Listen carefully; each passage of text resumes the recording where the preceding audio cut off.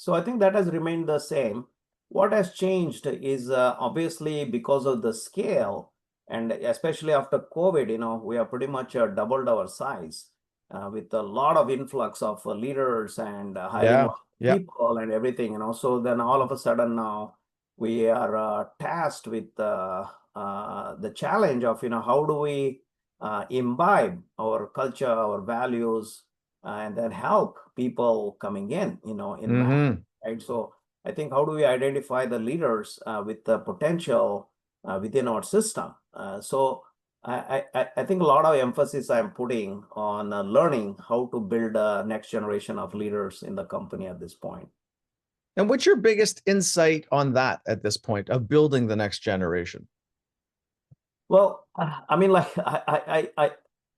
we know the age-old truth that the first generation creates, second generation maintains, third generation destroys. Okay, and this is like a universal across multiple Yep. regions. And so and obviously I my hypothesis is the reason why that happens is a sense of entitlement sets in the organization. People no Yep. longer have the same hunger, they don't have the Yep. same level of intensity. And so I think the key, in my opinion, is to find individuals, leaders who act as the first generation leaders, every generation. Mm. Oh, I like that. Yeah. So I think it's like inverting the problem.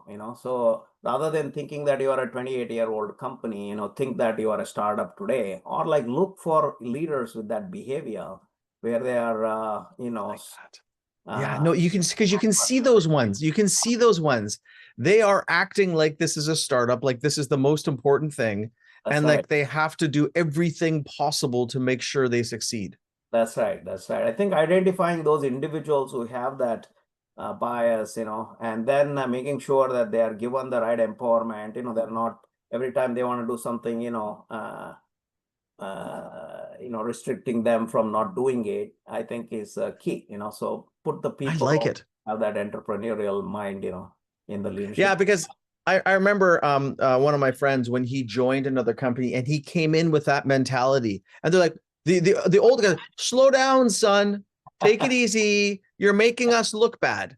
Yeah, yeah, Right? Like they yeah, were almost squashing him because he yeah, had the desire and the fire and all of those things. And you're almost trying to create a culture that's the opposite. It yeah. sees those people and lifts those ones up.